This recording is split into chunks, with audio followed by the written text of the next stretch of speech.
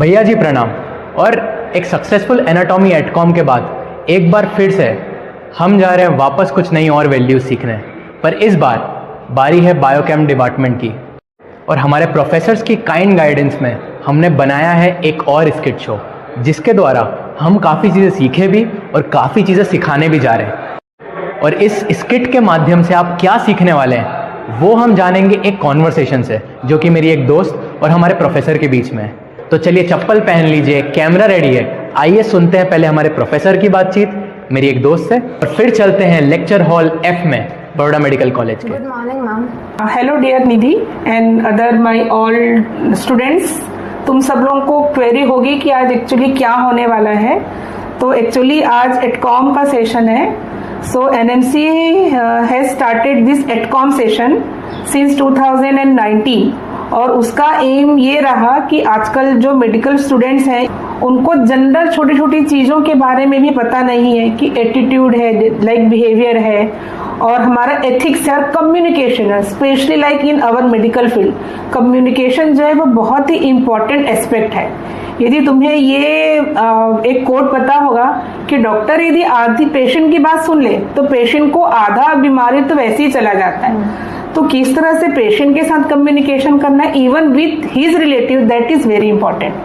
तो ये जो है इतने सारे आजकल तुम लोग ने न्यूज़पेपर में पढ़ा होगा, टीवी पे देखने को मिल रहा है कि इतने सारे, पहले हमारे टाइम पे डॉक्टर्स को भगवान मानती थी पब्लिक और जनता, लेकिन आजकल यदि डॉक्टर कुछ अच्छा कर रहा है, किसी गाड़ी से उतर रहा है, तो लोग यही सोचते हैं कि बहुत पैसा खाता है, बनाता है। और इसीलिए कहीं ना कहीं जनता जनार्दन का जो गुस्सा है, क्रोध जो है डॉक्टर्स पे निकला हुआ है। तो इसीलिए ये समझना जरूरी है कि एज ए डॉक्टर वो कितनी मेहनत करता है, और उसका भी जो मैसेज है वो पेशेंट और जनता जनार्दन तक पहुंचना बहुत जरूरी है।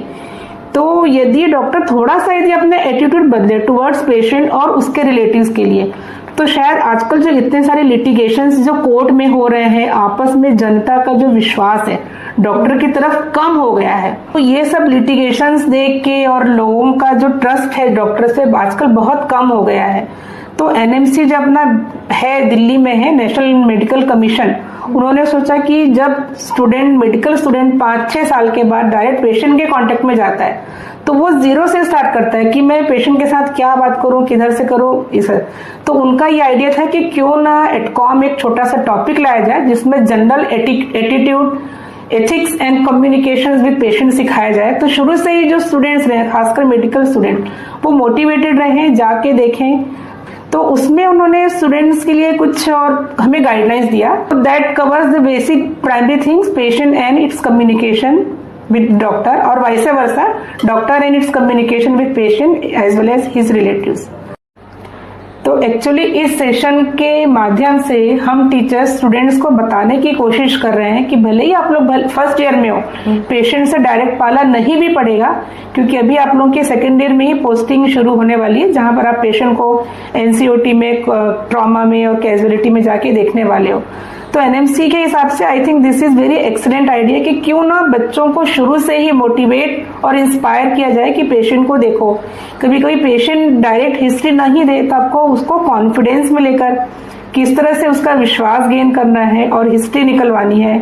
और ये मत सोचना कि हम तो एमबीबीएस की डिग्री ले ली और अभी तो हमें सब कुछ आ गया है। ऐसे कहने को तो मुझे 24 ईयर्स का एक्सपीरियंस है अभी यहाँ पे, पर मुझे जब भी लगता है कि अब तो मैंने शायद ऑलमोस्ट सब कुछ सीख लिया 24 सालों में।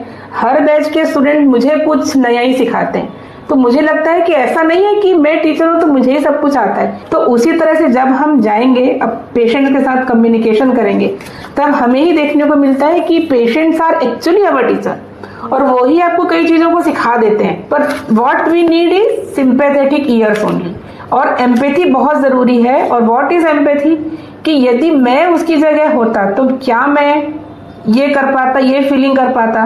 तो थ्रू एटकॉम जो है हम बिल्कुल छोटी छोटी जिंदगी की बारीकियों को, कि पेशेंट के साथ किस तरह से डील करना है, तो हमने कुछ पॉइंट्स नोट किए हैं एज ए टीचर, वो हम बताएंगे। So that is will be done through skit for better. We are going to present an attitude, ethics and communication in the medical life. Now, I am very thrilled to share a script that is about the doctors. DOCTORS 7. Follow for a reason. Well, jokes apart. So we are ready, but it is very obvious to say thank you to few people. Like first of all, the professors who gave us chance to show our talent in front of you. Next is to let us start now with the actors. Krish Patel as Dr. Santosh Sembulingam. Nishant Kanya as Dr. B. Maitri Gaylord as Dr. Indumati.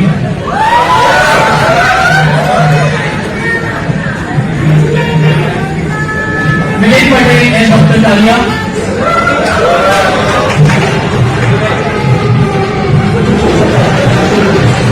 Madan Sabukar as Dr. Chanku. K. Patel. K. Patel as Dr. Abhimanyu.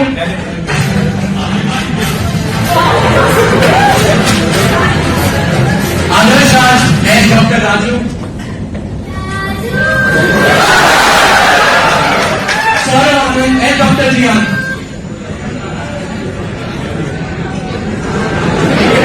Akhil Tiwari as Dr. Vishakha and Yash Mistry as Dr. Park as senior residents.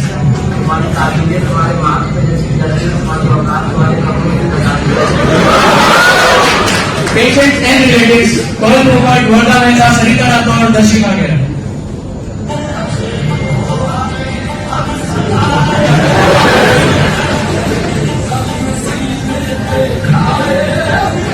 As doctors, Charmi Somaiya, Zalak Goyal, Sneha Nandanya, Rupwa Kadri as Dr. Ragila, Samay Pasani as Dr. Anuj,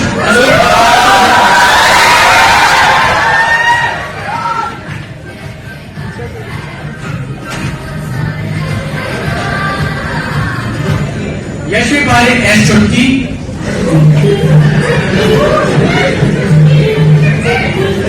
Tanushree Tiwari as Chutkan Mosi,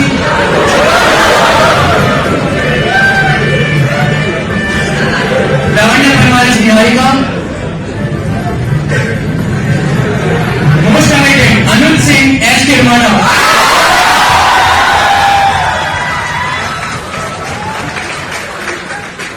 Yash Nisarta as Gumalaba.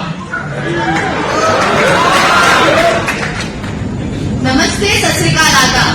आज हम हैं Dholakpur multi speciality hospital में और हमारे junior residents का पहला दिन। हाँ, क्या हुआ? क्या किरमाड़ा आ रहा है? क्या बात कर रहे हो? अरे सुनो फूजो, जल्दी आ जाओ, किरमाड़ा आ रहा है लिटमेन लेके। सब फर्स्ट ईयर रेसिडेंट्स को बुलाया, जल्दी आ जाओ। तो अब आ रहे हैं हमारे ढोलकपुर मल्टी स्पेशलिटी हॉस्पिटल के प्रेसिडेंट, जिनका नाम है doctor Kiran मकाड़िया, AK किरमाड़ा।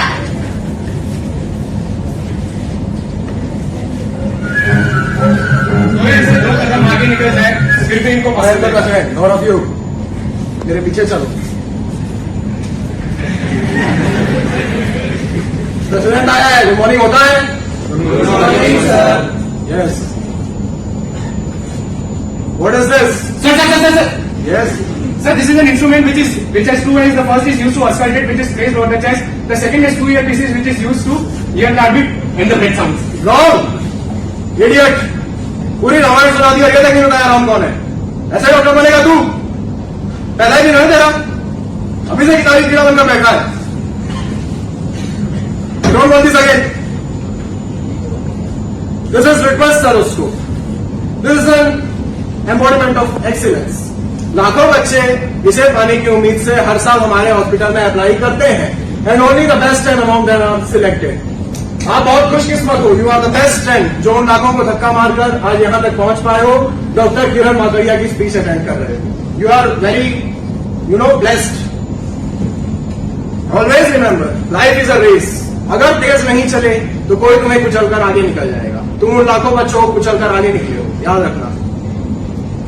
This is request sir उसको। I remember the day when I was an SR. The president of my college called me, said Kiran come here. मैं डर गया, I was very afraid, When I went there, he said, this is my treatment. I am handing this over to you.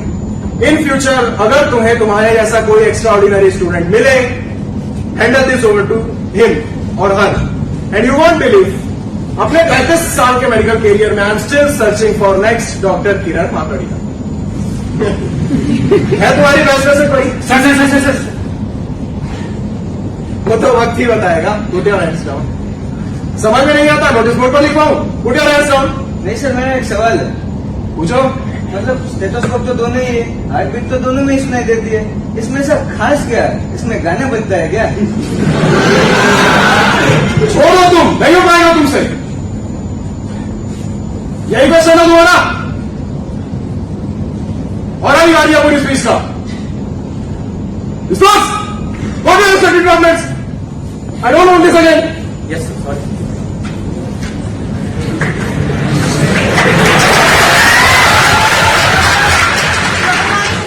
अपने नए residents में नए सोच के बीज डाले। आइए देखते हैं, मजा आएगा। अरे मेरे को तो ट्रीटमेंट कुछ नहीं था, बकवास है ये सब। पर क्या करें, अब्बा नहीं मानेंगे। I'll take the treatment. यार पहले दिन कौन इतना डराता है? मुझे तो जोर से लगी है टॉयलेट। हाल तीनों था, हाल तीनों। हेलो हेलो, पीएसएम वालों, अरे तुमको जनरल ओपीडी का चक्कर काटना है, सुपरिटेंडेंट मैडम ने बोला है, जाओ।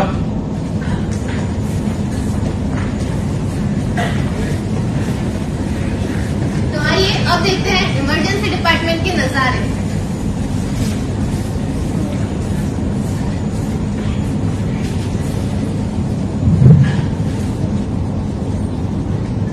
और कहाँ से हो आप? अच्छा ठीक है, ये तो बताओ मास्क कितने है? अभी हम इमरजेंसी डिपार्टमेंट में जा रहे हैं ना, तो पहले उस पर फोकस करते हैं।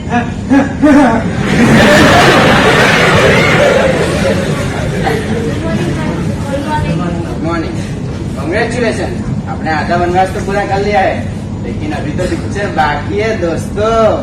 आज वैसे काफी एक्साइटेड लग रहे सब लोग। आई होप आपका एंथुसियाज्म पूरे लाइफ टाइम परसिस्ट करे। पिक्चर फर्स्ट डे, तो मैं एक बार आपको अभी अच्छे से बता देना चाहता हूँ, this field is all about team work. आपके कितने भी ग्रेजुएट आपस में, लेकिन यहाँ पे कंपटीशन नहीं, कोलैबोरेशन ही काम आएगा। Once you are here, you are team. और आपको एक मुट्ठी बनकर काम करना है, ताकि आप काफी सारी जिंदगी है। सर जी, मैडम कोई है क्या? ये भैया क्यों इधर लड़क गए? अरे अरे जिंदा है ना काका? सुन रहे काका? अरे इनका विकेट तो नहीं गिरा है? जाके मोबाइल लेके आना। अरे देखे घर मुझे ही भेज दो। अरे जिंदा है ना? अजी कुछ बोल दो।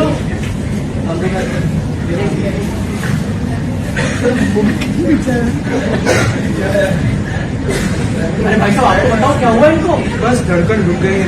धड़कन रुक गई है? मैंने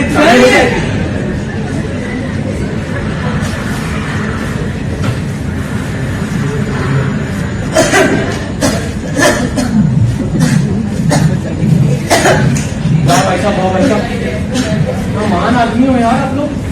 मैं ले जाता हूँ इनको। Thank you thank you.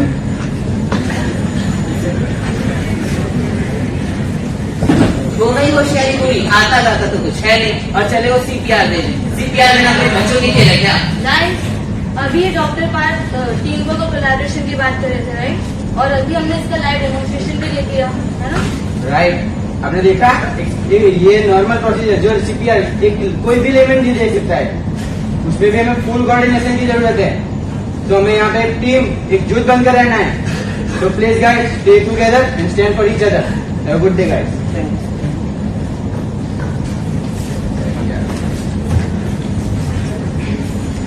अब हमारे दूसरे जेआर जा रहे हैं पीएसएम डिपार्टमेंट में, और रास्ते में ही उन्होंने सुनी कुछ बातें। आइए हम भी सुनते हैं। यार मैं तो बहुत एक्साइटेड हूँ। अब तो मोटा स्टाइपेंड मिलेगा, पैसा ही पैसा होगा। 5 साल से माँ ने नई साड़ी नहीं खरीदी, अब मैं डॉक्टर बन गया हूँ तो मैं ही दिला दूंगा। અરે તમને અહીંયા શું થયું તમને? હું તો આ ડોક્ટરનું ઘર ચલાવું છું. અરે આવું કેમ બોલો છો? અરે બેન, 1 મહિનાના રાશનમાં જેટલા પૈસા નથી જતા ને આટલા આ ડોક્ટરના દવાઓ પર જતા રહે છે. વાત તો સાચી છે તમારી. હું મારી મમ્મીનો ઇલાજ કરાવવા અહીંયા આવી. હવે એક ટાઈમે ઈ મને એના હાથેથી રોટલી ખવડાવતી, હવે મારે અને મારા હાથેથી આ મોંઘી મોંઘી દવાઓ ખવડાવવી પડે છે. કઈ વાંધો મને કઈ વાંધો નહીં, તમે ચિંતા ના કરશો, બેનને સારું થઈ જશે. अबे दवाई तो बेसिक नीड है यार, इसके लिए तो खर्चा किया ही जा सकता. ડોક્ટર સાહેબ આવું. આવો આવો બેસો. હવે તમને સારું છે ને? હા ડોક્ટર સાહેબ, હવે તો સારું છે. તો ઉધરસ નથી થતી ને? અરે આટલી ઉધરસ લો છો તમે, દવા ટેન્શન નથી લેતા? દવા તો લીધી હતી. દવા લીધી હતી તોય ઠીક નથી થતું. કોટ તો પૂરો પીરો છે ને? મારી 4 દિવસનો કર્યો હતો. કેમ તમને 10 દિવસનું કીધું છે ને? એકચ્યુઅલી હું ગરીબ માણસ છું, મારી પાસે એટલા પૈસા નથી કે હું પૂરો કોર્સ પૂરો કરી શકું. પૈસાની વાત જ ક્યાં આવી? તમે ક્યાંથી દવા લીધી કહો મને? આ બોર્ડમાં કીધું હતું કે તિરુપતિમાં સારી દવા મળે. અરે એની વાત સાંભળવાની શું જરૂર હતી? આ ગવર્મેન્ટની દવા લઈ લેવી હતી. ખાલી ખોટી પ્રાઇવેટ મેડિકલ સ્ટોરમાં જઈને તમે પૈસા વેડફી નાખ્યા. જો સાંભળો, ગવર્મેન્ટમાં બહુ સારી અને સસ્તી દવાઓ મળે છે અને કેટલી બધી સ્કીમો હોય છે. સ્કીમો? કઈ સ્કીમો? જેમ કે આયુષ્માન કાર્ડ, એ તો તમે સાંભળ્યું હશે ને? ના, અમે રહ્યા અભણ માણસો, અમને ક્યાંથી ખબર હોય? એમાં મફતના ભાવે બધી દવાઓ મળી રહે અને ઓપરેશન એ ફ્રીમાં થાય છે. તમારા જેવા આર્થિક રીતે પીડિત માણસો માટે જ અમે આ બધી સ્કીમો બનાવી છે. તો થોડુંક આમાં ધ્યાન રાખવું જોઈએ તમને. એ તો કહો ડોક્ટર સાહેબ કે ગવર્મેન્ટની આટલી પબ્લિસિટી કરવાના તમને કેટલા રૂપિયા મળે છે? અરે અરે તમે સમજ્યા નહીં, આવી વાત શું કરો છો? અરે ના ના, હું તો મસ્તી કરતી હતી, પણ તમારો ખૂબ ખૂબ આભાર. પણ તમને ઉતરવાની શું મળશે? અરે તમને સેવા કરવા જ અમારો ધર્મ છે. હવે વધારે ચિંતા કરતા નહીં, ઠીક થઈ જશે. ઓકે?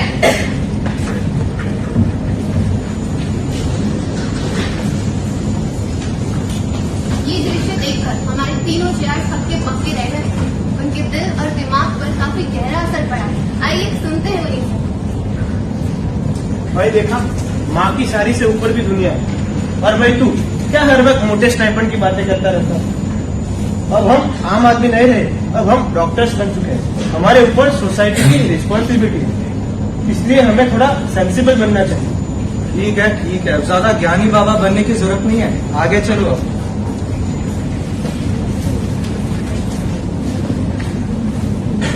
हमारी पेशेंट रेखा को 2 दिन से पेट में दर्द है. आइए सुनते हैं बुआ जी के क्या विचार है इस पे. હે ભગવાન, આ પેટનો દર્દ તો જાતો જ નથી.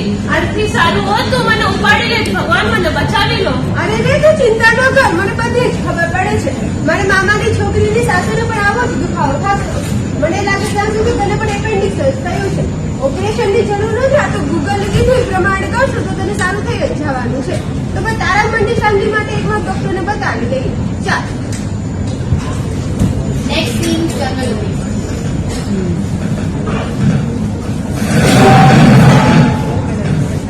डॉक्टर हम अंदर आ गए.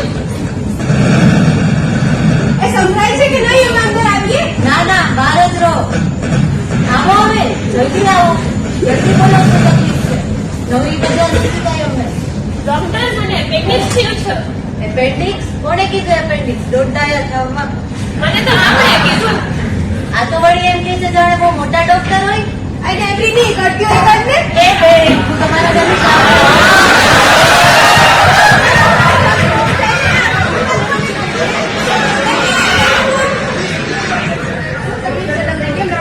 અરે આ કેટલું દુખે છે ને, આ જોને માનતા જ નથી અને ખોટો एक सवाल पूछ. पहले તમે શાંત થઈને નીચે બેસી જાઓ. હવે કહો તને શું તકલીફ છે? મને કઈ તકલીફ નથી, અમને છે. તમને શું તકલીફ છે? મને એપેન્ડિક્સ થયું છે, પણ આ ડોક્ટર માનતા જ નથી. એપેન્ડિક્સ થયું છે? ત્યાં તમારી ફાઇલ બતાવો. ફાઇલ તો નથી, અમે ગૂગલ કર્યું હતું. અચ્છા, ગૂગલ. બીજું શું થાય છે તમને? પેટમાં ડાબી બાજુ દુખે છે. અહીંયા? હા. ઓકે. કાલે તમે શું થયું હતું? કાલે તો મેં મસાલાવાળો રોટલો અને ડુંગળી ખાધી હતી. બરાબર, મસાલાવાળું ખાધું હતું. ઠીક છે. તમને પેટમાં બળતરા થાય છે કે ખાલી દુખે જ છે? હા, તમને કઈ રીતે ખબર? તો એ તો ડિફરન્સ હોય છે ગૂગલનો અને ડોક્ટરનો. ગૂગલમાં તમે કેવી રીતે શોર્ટ થઈ શકો કે એ સાચું જ છે? ત્યાં તો ગમે તે આવીને ગમે તે લખીને વહી જાય ને. જુઓ, તમને એપેન્ડિક્સ નથી થઈ, તમને ખાલી એસિડિટી થઈ છે. તમે મસાલાવાળું ખાવાનું ઓછું કરશો ને તો બધું સારું થઈ જશે. ને બહુ થાય તો હું તમને એક દવા લખી આપું છું, એ લઈ લેજો. ઓકે?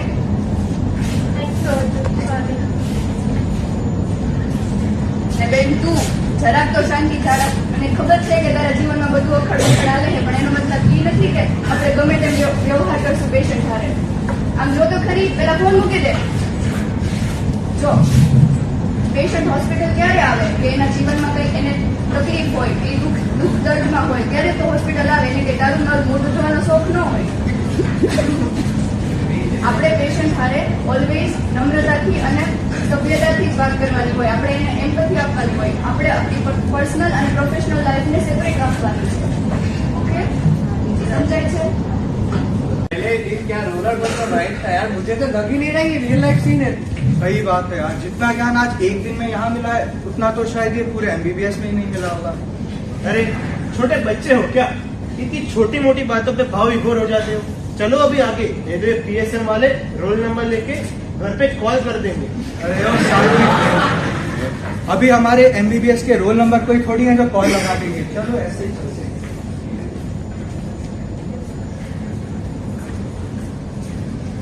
अब हमारे तीनों दोस्त बढ़ते हैं आगे. रास्ते में दिखती है उन्हें डॉक्टर रमीला. और आइए हम भी देखते हैं. हमारे तीनों जीआरएस के मन में कुछ सवाल उत्पन्न हो रहे हैं. चलिए देखते हैं क्या वो उन सवालों के जवाब डॉक्टर रमीला से बुला पाएंगे या नहीं. जानने के लिए जुड़े रहिए हमारे साथ.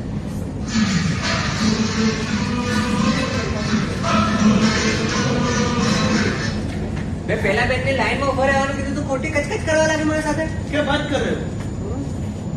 रुको रुको रुको, अरे मैडम को तो देखो यार, ये कितनी औसम है. देखो तो सही कितने शिद्दत से पढ़ाई कर रही है. अरे यार ब्यूटी विद ब्रेन, भाई साहब मजा आ गया. लो चाहे उल्फत हो गया. अबे साले यार वो सब तो ठीक है. मैं तो ये सोच रहा हूँ कि इतने फोकस से कैसे पढ़ रही है. मैंने तो सोचा था कि हम सिर्फ मौज करने यहाँ आए. चलो तुमसे बात करते हैं और चांस मिले तो नंबर भी दे देंगे. अबे ओ चलो चलो.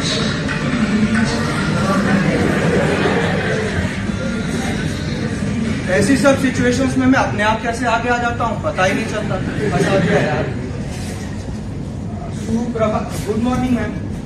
एक बात पूछनी हती, ये हेक्टिक शेड्यूल में आपको ये किताब लेके पढ़ने का टाइम कैसे मिल जाता है, हमें भी बता दीजिए. तुम भी तो जूनियर डॉक्टर हो ना, तुम्हें कैसे मुझे ताड़ने का टाइम मिल जाता है. वैसे ही मुझे किताबों को ताड़ने का टाइम.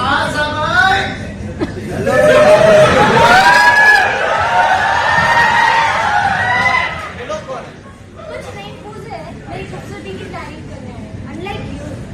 पढ़ाई लिखाई कर लो, स्पेशलिस्ट बन लो, लेकिन नहीं, बस बंदियां ताड़नी है, वो भी दूसरों की. सवाल पूछना है तो बस.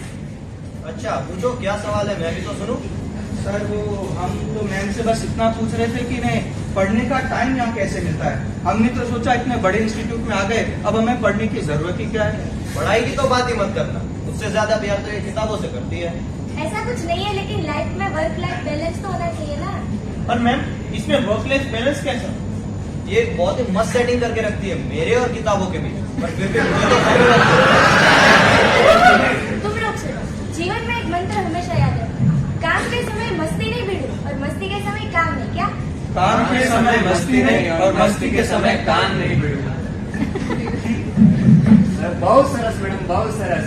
पर आपकी बातें तो कहने और सुनने में अच्छी लगती है, इसका प्रैक्टिकल लाइफ से कोई संबंध है? मुझे तो लग रहा था MBBS खत्म कर लिया है, अब तो पढ़ाई करने की जरूरत ही क्या है? क्या जरूरत है पढ़ाई करने की?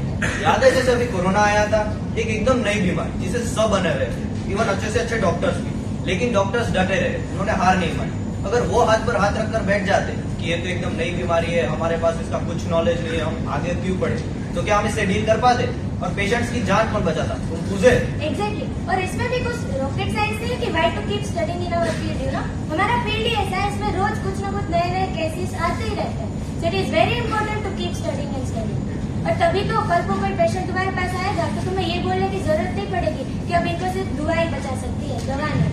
और तुम अपने फेलो डॉक्टर से 2 स्टेप आगे रहोगे. एक एक्स्ट्रा एज होगा.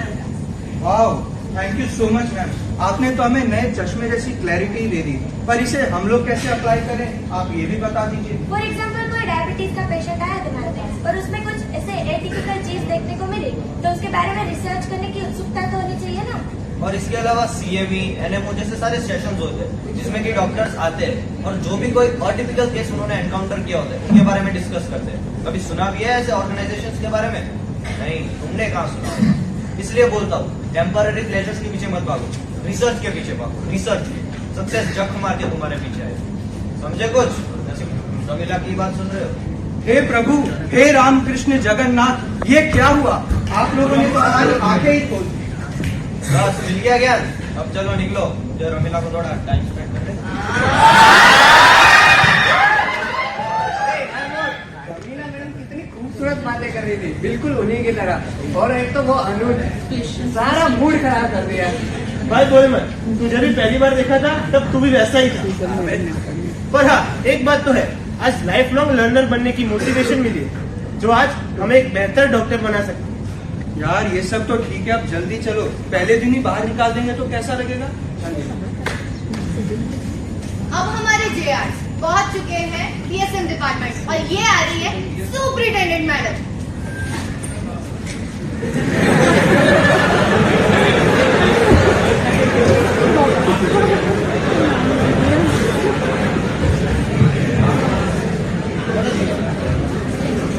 तो हेलो डॉक्टर, कैसा रहा आप सबका ओपीडी एक्सपीरियंस? आई होप आप सबको कुछ ना कुछ जानने को मिला ही होगा।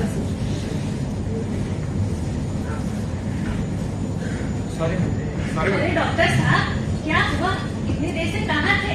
PSM डिपार्टमेंट में भी आने की रहती है, कहीं लूज मोशंस तो नहीं हो गए थे आपको? सॉरी मैम, मैं तो बस ओपीडी से डिपार्टमेंट की तरफ आ रहा था। रास्ते में मैंने देखा हस्बैंड वाइफ जोर जोर से झगड़ रहे थे। आउट ऑफ सिंपैथी मैं चला गया उनके झगड़े सॉल्व करवाने, पर पहले आंटी ने खींच के दे दी। अंकल ने भी मुझे बोल के जोड़ डाला कि तू इतना बड़ा हो गया कि हमारे बीच में बोलेगा। उनका तो झगड़ा सॉल्व हो गया, बीच में मुझे ऐसे ही पीट डाला। देखो, ये मियाँ बीवी के झगड़े के बीच कभी नहीं पड़ना चाहिए। अरे ये सब तो छोड़ो, फर्स्ट ऑफ ऑल कांग्रेचुलेशन आप सबको इतने अच्छे प्रेस्टीजियस यूनिवर्सिटी से जुड़ने के लिए। और ओपीडी एक्सपीरियंस आपको सिखाता है कि how things work between a patient and a doctor, लेकिन इससे भी ज्यादा जरूरी है आपको ये पता चले the proper functioning of that. हाँ, मुझे पता है कि आपको लगेगा कि आपकी स्पेशलिटी से बाहर की चीज है, लेकिन हर साल मैं कम्युनिटी मेडिसिन के रेसिडेंट्स को अपने साथ एक बार बायोकम लैब के विजिट पे ले चलती हूँ। क्यों? क्योंकि कई बार ऐसा होता है कि इग्नोरेंस के कारण, लैक ऑफ रिसोर्सेज या करप्शन के कारण पेशेंट्स के साथ खिलवाड़ होता है। तो buckle up doctors, let's go. मजा आएगा ना तुझे? अब हमारे सुपरिटेंडेंट और JRs पहुंच चुके हैं बायोकेमिस्ट्री डिपार्टमेंट में। आइए देखते हैं वहाँ क्या गुल खिल रहा है। અરે બેન, તમે અહીંયા? તમને શું થયું? મને બવાસીર થઈ ગઈ છે. મને ઓપરેશનથી બહુ ડર લાગે છે. તમને શું થયું છે? ડોક્ટર કહે છે કે મને એમને મલેરિયા જેવું કંઈક લાગે છે.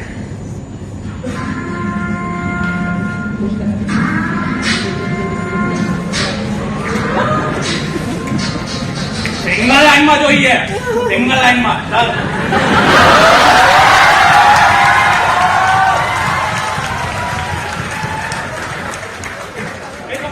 બહાર નીકળ, વાળ ખુલ્લા નહીં જોઈએ, વાળ બાંધના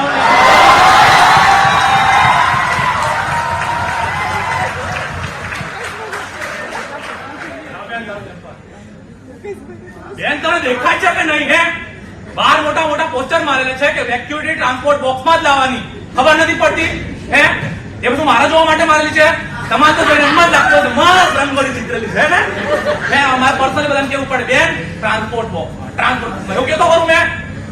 પણ ત્યાંથી એવું કીધું કે તમે આ જઈને બાયોકેમ લેબમાં આપી આવો. એટલે હું અપાઈ ગઈ. એ લોકોને 100 વાર કીધું છે કે ટ્રાન્સપોર્ટ બોક્સમાં જ મોકલે, તોય ખબર પડતી નથી એ લોકોને. બુદ્ધિના બાદ જા ટ્રાન્સપોર્ટ બોક્સમાં લઈને નીકળ.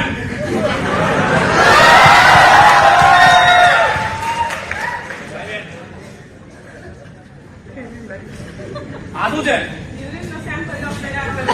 બેન, તારામાં મગજ નામની વસ્તુ છે કે નહીં? હે, આવું કરે ભાઈ?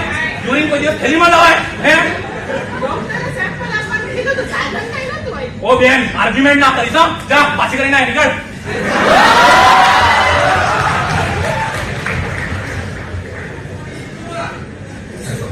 હા, એક્યુટી વાળી મેડમ કઈ ગઈ? કઈ ગઈ બેન? આ શું કર્યું છે? મને કહીને જવાય ને, હમણાં તારા એક્સચેન્જ થઈ જાય તો શું થાત? ખબર નથી પડતી તને? પણ કાકા તમે થોડું ધીમેથી તો બોલો. આમ બી હેલ્થની ડેફિનેશનમાં mental, physical, psychological, economical, social બધા જ ફેક્ટર ગયેલા છે. હવે તમારે સાથે વાત કરીને મેન્ટલ ફેક્ટર બી જતું રહ્યું. મને શાંતિ વિના રહી. ઓ બેન મગજ મારી ના કરે તું નીકળ ચાલ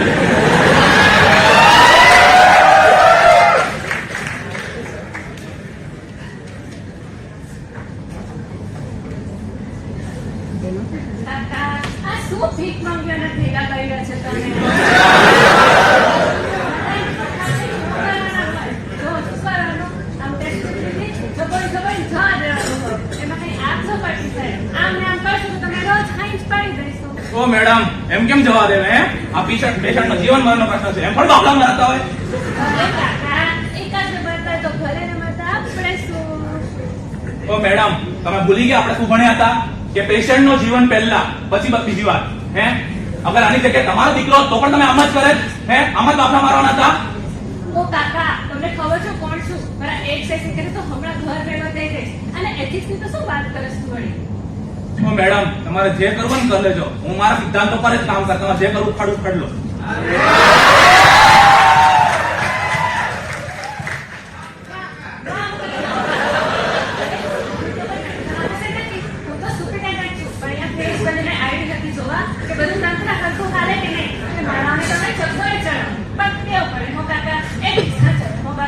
और